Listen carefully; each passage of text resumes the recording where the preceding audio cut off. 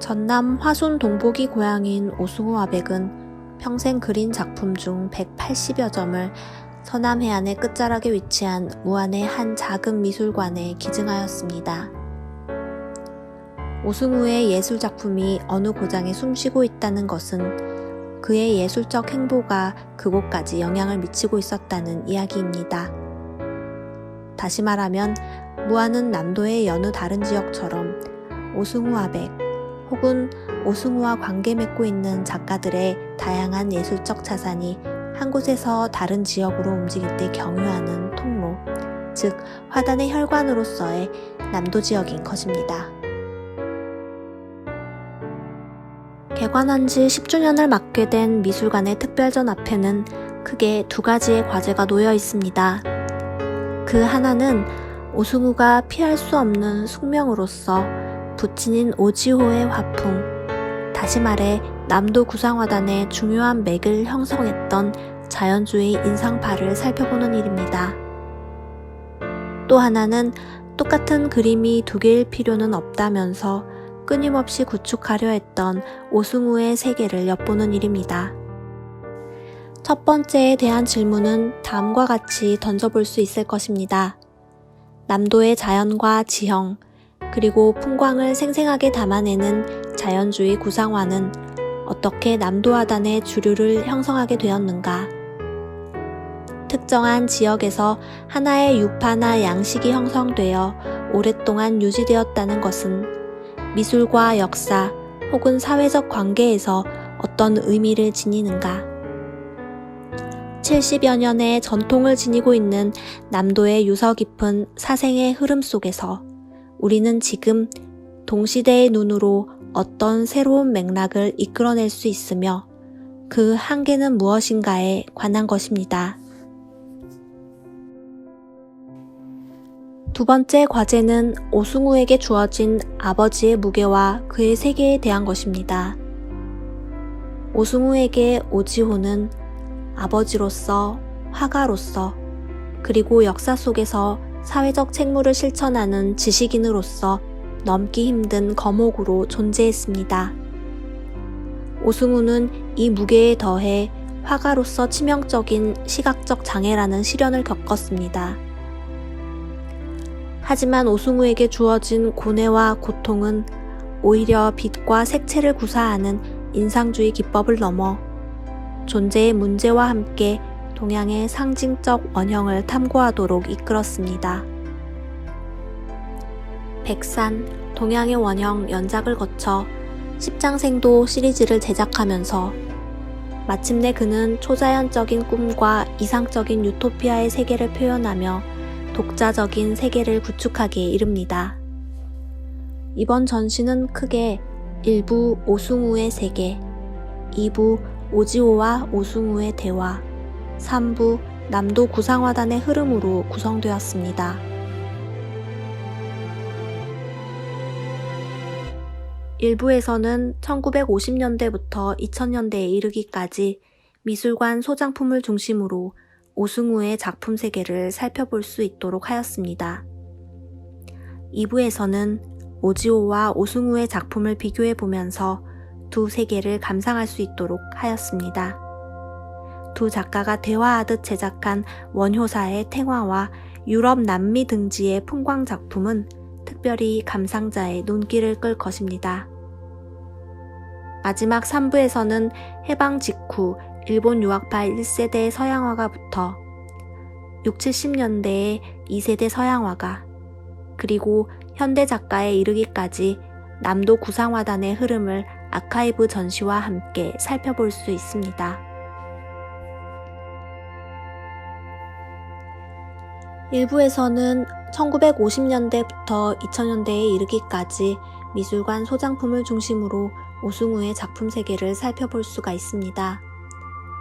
오승우의 작품 세계는 제작 시점과 제작 특성에 따라 시기별, 주제별로 나뉘어 구분됩니다. 1950년대 초기의 작가는 비교적 사실에 입각해 대상을 재현하면서도 특유의 밝고 기운찬 색채 감각으로 문화적 기운과 뿌리를 표현하였습니다.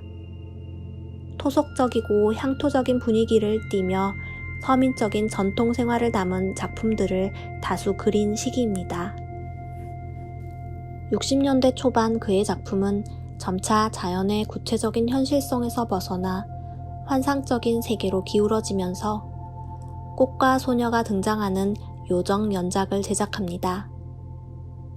주로 60년대에 그려진 꽃과 소녀 연작은 강렬하고 선명한 색채 대비를 통해 대상을 그렸던 인상주의 기법에서 벗어나 점차 백색을 가미한 부드러운 색조를 사용하여 조형적 변모를 꾀합니다.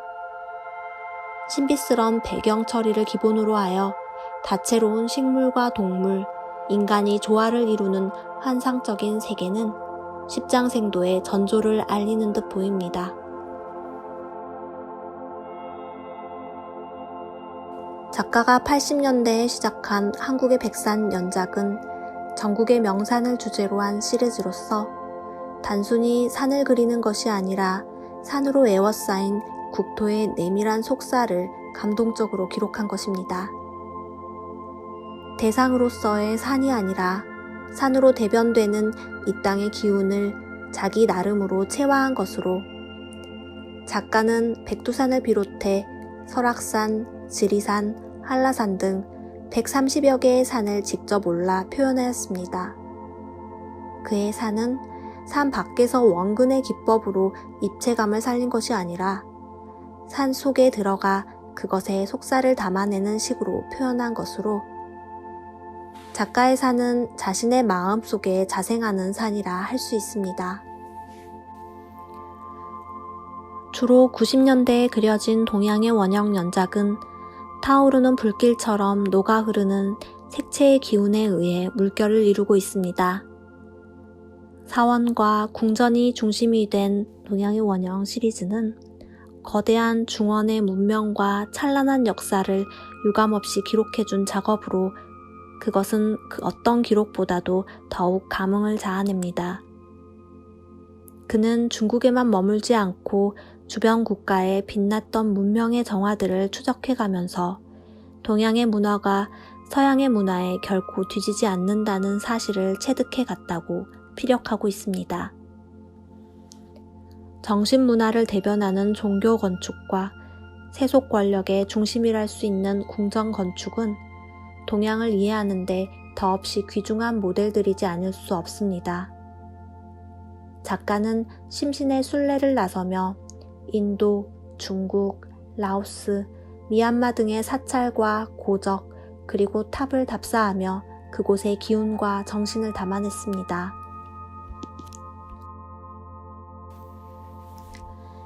(2000년대에) 들어서면서 작가는 십장생도를 새롭게 시도합니다. 이는 구체적인 실상과 대상을 구현한 산과 동양의 원형 시리즈에 비해 일종의 관념의 산물이라 할 수 있습니다.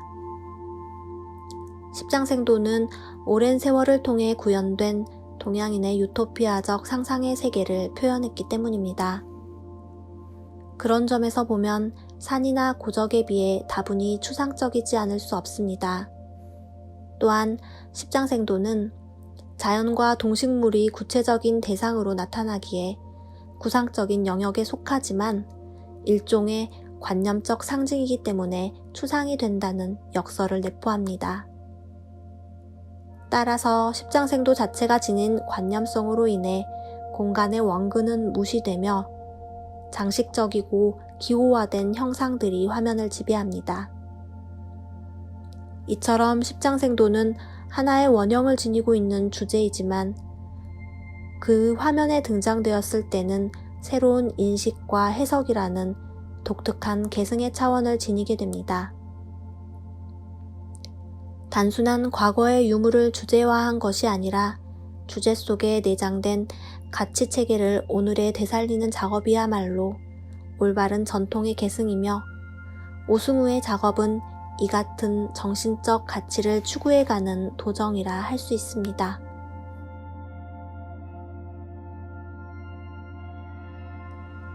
(2부에서는) 오지호와 오승우의 작품을 비교해보면서 두 세계를 감상할 수 있도록 하였습니다.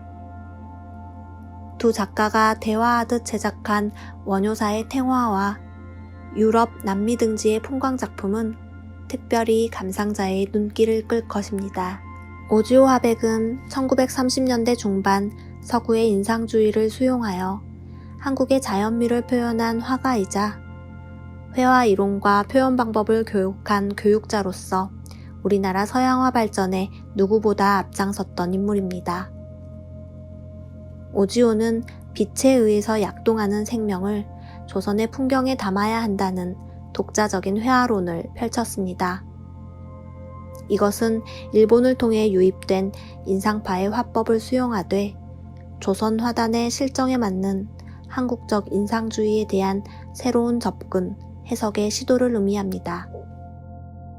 그는 조선의 기후와 풍토성을 바탕으로 자연에 입각한 사실과 밝고 명랑한 색을 구현하였습니다.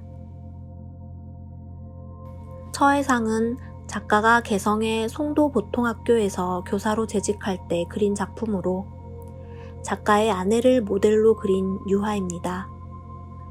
여인은 흰색 저고리, 옥색 치마를 입고 앉아 있는데 복장과 머리 모양 등은 1930년대 전형적인 한국 여성의 모습을 보여줍니다.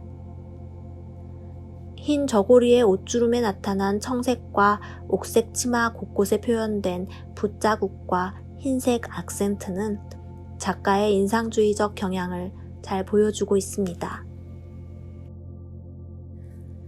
오지오는 특히 폭우 풍경을 작품의 주제로 많이 사용하였습니다. 이 작품은 대형 선박이 정박해 있는 호남의 큰 항구 여수의 북쪽 포구를 그린 1967년작 항구입니다. 새벽의 풍경을 그린 듯 아직 햇빛이 닿지 않은 항구에 정박한 배들의 어스름한 윤곽의 느낌을 잘 포착하고 있는 작품입니다. 북구의 전원은 오지오가 유럽 여행 중에 그린 풍경화 중에서 색감과 활달한 필치가 돋보이는 작품입니다. 작가는 이곳이 보여주는 특이한 아름다움을 담기 위해 유채를 두껍게 발라 곳곳에 보라색과 노란색 꽃들을 표현하였습니다. 화면의 3분의 1을 꽃밭으로 대담하게 설정하고 그 위로는 밝고 경쾌한 필치로 빨간 지붕에 하얀 집을 그려 넣어 화면을 매우 상큼한 색채의 대비로 구성하고 있습니다. 전체적으로는 수평선 방향의 필치가 구사되었지만 화면 중앙과 오른쪽에는 나무를 표현하면서 수직으로 뻗은 선이 자연스럽게 개입되어 안정된 느낌을 줍니다. 격렬한 필치와 백색과 녹색의 대담한 순색 사용으로 자연에서 받은 생생한 감동을 최대한 증폭시키고 있습니다. 1950년대 말부터 1960년대 전반까지의 약 10년간은 오지오의 회화 세계에서 나름의 조형적 실험이 이루어졌던 시기입니다. 또한 풍경 외의 소재에도 관심을 가졌던 시기로 1963년부터 열대어를 소재로 하는 작품이 몇 점 전해집니다. 이 작품은 열대어를 소재로 한 마지막 작품입니다. 오지오는 열대어의 다양한 형태와 색채, 동작의 유연함에 흥미를 느꼈던 듯한데 어항 속의 열대어를 그렸으나 구체적 형상이 없는 추상 작품으로 그리고 있습니다.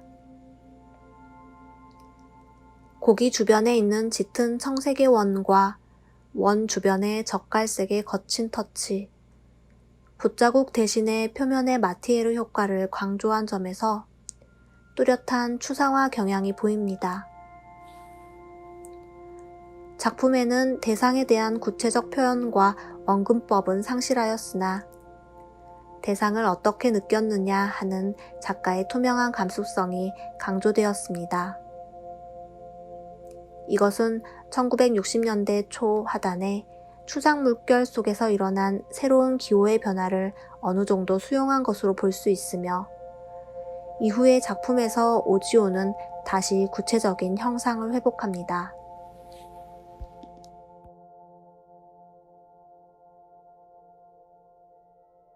오지오 화백이 타계한 해에 그린 1982년작 두 소녀는 녹음이 짙은 정원에 자매인 듯한 소녀 둘이 아담하게 서 있는 모습을 담고 있는데 푸른 자연과 어우러진 소녀들의 아름다움이 조화롭게 표현되어 있습니다. 무성한 여름의 풍경이 작가의 원숙하고 풍요로운 필치에 의해 더욱 무르익어 보입니다.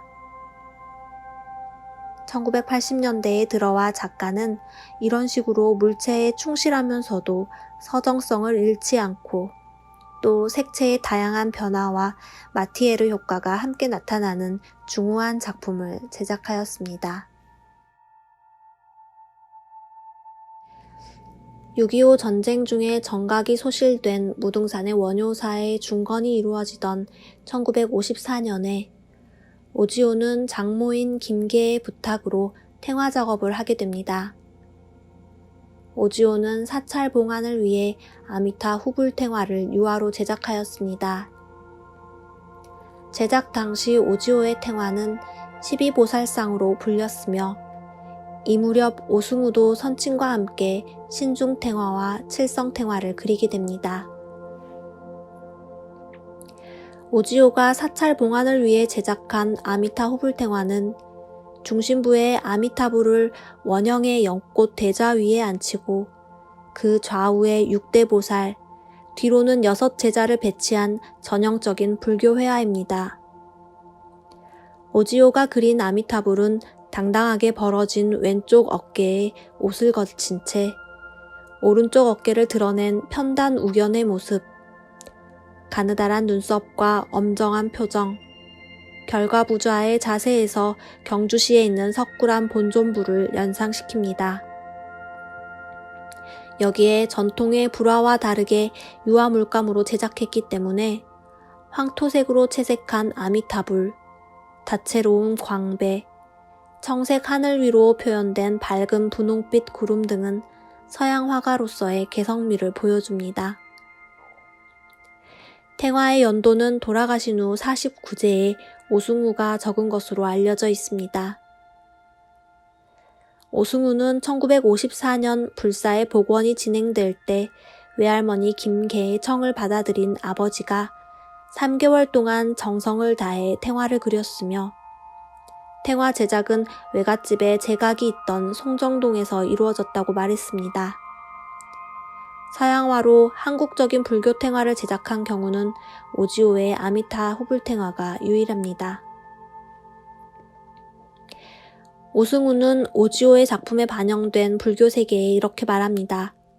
그는 비록 아버님이 불교를 나의 종교라 밝힌 적은 없지만 집안의 분위기로 보나 민족 문화의 중요성을 강조했던 평소 지론으로 보아 불교에 상당한 호감을 갖고 있었다고 하였습니다.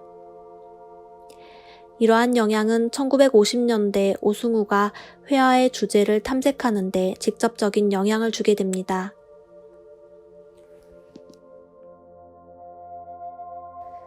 오승우 역시 외할머니의 권유로 신중탱화와 칠성탱화를 그려 봉안하게 됩니다.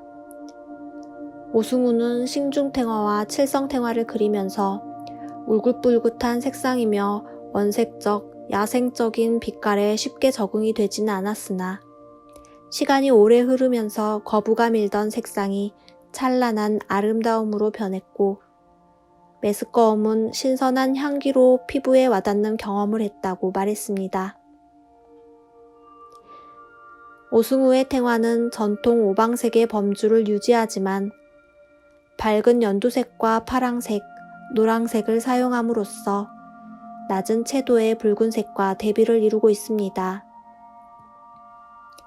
특히 칠성탱화는 아미타불의 두광의 가장자리를 파란색 띠들로 둘려 채색했기 때문에 부처의 붉은색 가사와 강한 대비를 일으켜 시선을 집중시킵니다. 화면 아래는 연꽃 대자를 중심으로 붉은색을 펼치면서 불보살의 법위와 연화대자, 광배 등에 보이는 짙은 청색의 코발트와 노랑색을 교대로 구사하여 완성도를 높이고 구도의 측면에서도 중앙에 아미타불과 구름을 배경으로 크고 작은 인물들을 배치하여 균형과 조화를 이룸으로써 화면의 짜임새를 높였습니다. 신광과 보살들의 두광, 머리의 화관을 각기 다른 색으로 채색한 것은 이 탱화만의 독특한 표현입니다. 무엇보다 오승우가 그린 불화의 가장 큰 특징은 전체적인 구도와 색면의 균형감으로 장식성과 평면성이 두드러져 현대적인 감각을 느끼게 한다는 점입니다.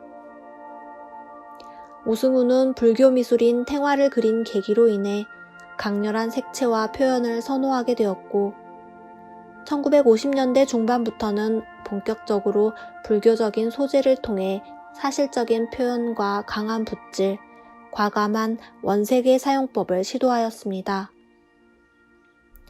오승우가 대상을 충실히 재현하면서도 특유의 색채 감각을 발휘할 수 있었던 배경에는 불교와 무관하지 않은 가정 환경과 탱화를 그린 직접적인 경험에 기인한다고 할 수 있겠습니다.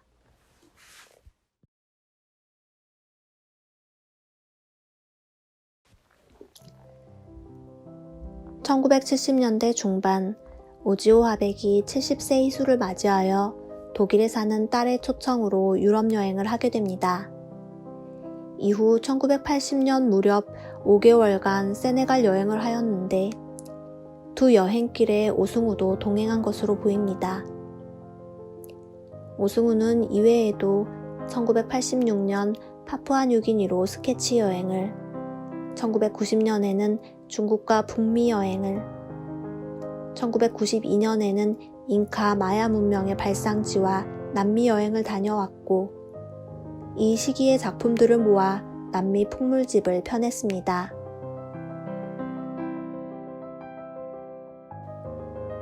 오지오의 세네갈의 소년들은 작가가 1980년 아프리카 북부를 여행하면서 깊은 인상을 받았던 세네갈의 한 부락에서 만난 아이들을 작품화한 것입니다. 그는 애외적으로 큰 화면에 목탄으로 크기와 위치가 여러 번 수정된 소년들을 조심스럽게 배치하였습니다.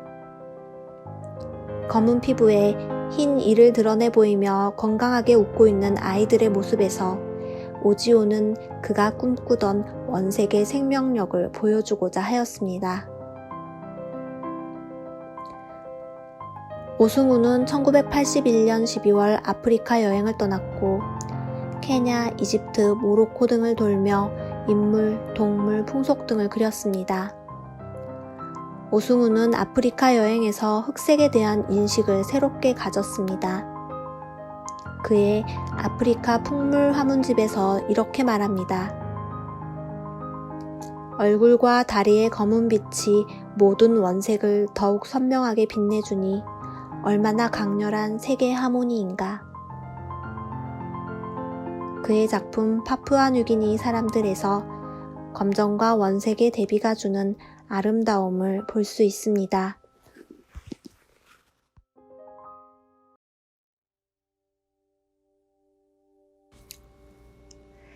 3부 전시는 해방 이후부터 현대까지 남도 서양화 구상화단의 전통과 흐름을 살펴볼 수 있도록 3개의 섹션으로 구성하였습니다. 해방 직후 호남 서양화하단은 30년대 일본에서 유학을 마치고 돌아온 이 지역 출신의 작가들을 중심으로 전개되었습니다. 호남 최초의 서양화가인 여수 출신의 김홍식을 선두로 화순의 오지호, 여수의 박근호, 해남의 김두재가 그 뒤를 이었습니다. 1930년대 들어서 신안의 김환기, 광주의 배동신, 보성의 양수아, 화순의 강용운이 일본 대학 천다나 학교 등지에서 그림을 공부하였습니다. 목포 출신의 유학생도 상당수 존재하는데 문원, 백홍기, 김영자, 김수호, 김동수, 성병근 등을 들 수 있습니다. 이외에도 영암 출신의 문동신, 김정현, 장성 출신의 김인규, 광주의 손동희, 40년부터 일본의 패망 직전인 44년까지 일본을 다녀왔습니다. 20여 명이 넘는 일본 유학생들은 주로 광주와 목포 지역에서 호남 화단의 1세대로서 근대 미술의 터를 닦으며 활동하였습니다.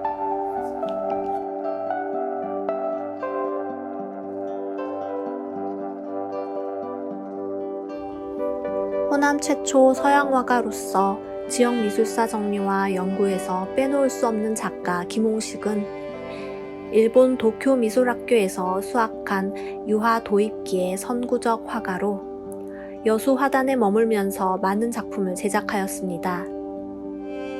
욕장은 그의 유작 가운데 가장 대표적인 누드화로 욕탕 앞에 서 있는 여인의 뒷모습을 담고 있습니다. 측면으로 그려진 여인의 얼굴은 사실적인 묘사를 통해 인물의 개성적인 표정을 드러내고 있으며 정확한 인체의 비례와 곡선, 색감 등에서 작가의 아카데믹한 묘사 수법을 살펴볼 수 있습니다. 호남 최초 여류화가 김영자는 젊은 시절에는 나무를 즐겨 그렸고 노년에는 농악과 유달산, 사막도를 주요 소재로 삼는 등 풍경과 풍속을 다뤘습니다. 농악 시리즈, 군무, 탈춤 등으로 김영자 화풍을 개척했다는 평가를 받으며 유화 크로키도 독특한 경지를 보여주는 화풍으로 꼽힙니다. 임직수는 조선대학교 선임교수였던 오지호처럼 색채 존중의 기법을 학생들에게 지도하여 자연주의 성향의 호남 서양 화풍에 큰 영향을 미쳤습니다. 말년에는 표현을 최대한으로 단순화시킨 분놀림과 명쾌한 선택의 색상으로 자연미의 생명감과 그 내면의 아름다움을 최대한으로 강조하려고 하였습니다. 특출했던 색채적 표현주의 화가로서 각별한 평가와 많은 애호가들의 인기를 누렸으며 그에 상응한 많은 역작을 남겼습니다.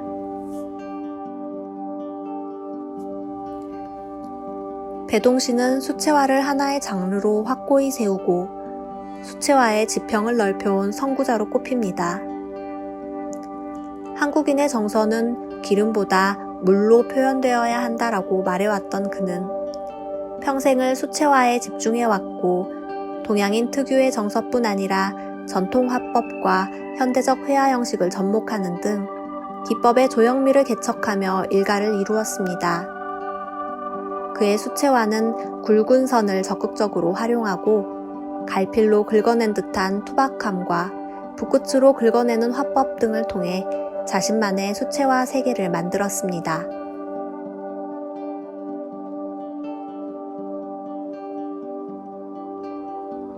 유학파 서양 화가들이 미술학원이나 중고등학교 혹은 대학에서 미술교육을 통해 길러낸 2세대 작가들은 1950년대 말부터 70년대에 이르기까지 여러 미술단체를 구성하고 활발하게 전시를 개최하였습니다. 두 번째 섹션에서는 1958년 이른 시기에 목포 지역을 중심으로 활발하게 전개되었던 10대전과 1970년대 중반에 결성되어 현재까지 유지되고 있는 모구의 회원들의 작품을 아카이브와 함께 살펴볼 수 있습니다. 1949년 조선대학교 미술학과 개설로 김보현, 오지호, 임직순을 잇는 계보를 형성하면서 본격적인 서양 화가의 양성이 이루어졌습니다. 해방과 함께 중앙화단이나 유학파들의 귀향으로 미술단체의 결성과 전시, 그리고 개인전 등으로 활발하게 전개되던 호남화단은 6.25 전쟁에 휩싸이면서 위태로운 상황을 맞게 됩니다. 좌우 이념 대립의 혼돈 속에서 일부 작가들은 번민과 고통에 휩싸였으며 일부는 종군 화가로 활동하였습니다. 50년대 후반이 되어서야 작가들의 활동이 시작되었으며 10대전, 청자학생미술회, 전남미협 등 미술단체가 결성되고 단체전이 개최되었습니다. 70년대 광주 전남 지역의 서양화단은 조선대와 광주 사범대를 통해 배출된 작가들이 개인전을 열고 다양한 그룹이 결성되어 활발하게 전개되었습니다. 후기 산업시대를 맞아 새로운 미술시장의 질서가 싹트기 시작했고 화랑들도 하나둘씩 생겨났습니다. 1970년 황토회를 비롯 1972년 조대미술연구회, 1975년 광주 전남 모구회 성격의 전우회, 1976년 사다리전, 1978년 무등전 등 여러 미술단체가 활동했습니다. 특히 황토회는 오지호를 비롯 배동신, 김인규, 최용갑, 김수호, 강동문 등 호남 서양화단을 개척한 1세대 작가들이 주축이 되어 결성된 그룹으로 사실상 남도 구상화단의 전통을 만들어 나갔습니다. 또한 비구상 그룹인 에포크와 연립전을 개최하기도 하였습니다.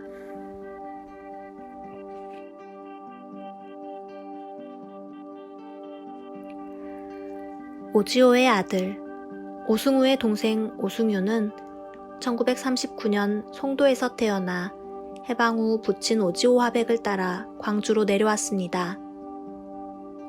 초기부터 1990년대 초 이전까지는 30여 년간 사실주의 표현에 입각한 그림을 그렸고 파리에서 한국으로 귀국 후 10여 년간에 걸쳐 변화가 일어나는데 오방정색을 사용한 화려하고 양식화된 명상적인 표현으로 바뀌게 되었습니다. 1990년대 중반부터 오승윤의 작품은 오방색으로 그린 풍수 시리즈를 통해 우리 민족의 정서와 우주의 질서와 조화를 나타냈습니다. 직접 보고 느낀 자연의 변화를 주역, 풍수, 사서오경 등 동양사상과 연관하여 창작하였습니다. 이러한 독창적인 시각을 가지고 한국의 산과 강, 수련 등 한국의 아름다운 사계를 풍경화에 담았습니다. 아름다운 자연에 대해 느낀 감흥을 밝은 색조로 화폭에 담았으며 정신세계를 화면에 투영하는 방법으로 전통 산수화의 정신과 기법을 도입하였습니다. 오승윤의 작품은 인간의 삶, 자연의 본질, 자연과 인간의 조화, 평화를 자신의 예술세계에 담아낸 작가로 강렬한 색채와 단순화한 조형 언어로 보는 이들에게 다양한 층위의 감동을 줍니다. 최쌍중은 평범한 일상 소재나 자연 풍경, 인물을 특유의 검붉은 암각색들과 정록의 대비, 색채의 선도를 높여주는 흰색 등 강렬한 색채와 거친 터치들로 독자적인 회화 세계를 펼쳐냅니다. 사생을 중요시한 그의 작품은 현장감과 역동성이 느껴집니다.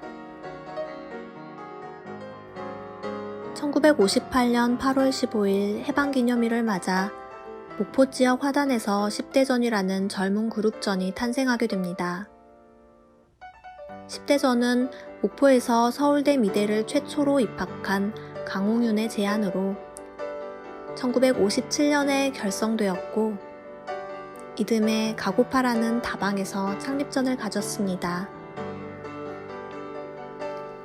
10대전은 유학파 중심의 1세대를 넘어 국내 대학에서 미술을 전공한 2세대 젊은 작가들이 화단에 새로운 자극과 활기를 일으킨다는 점에서 그 의의를 남겼습니다. 참여 작가는 구대일, 김소남, 강홍윤, 박석규, 정승주, 이춘만, 김경희, 김상만, 양계탁 등이며 1963년까지 6년간 단체전이 계속되었습니다. 1961년에는 네오라트로 개칭되기도 하였는데 8회전을 끝으로 광주 지역 작가들과 함께 야우회를 창립했으며 이후 남도의 구상작가 그룹으로 발전하게 됩니다.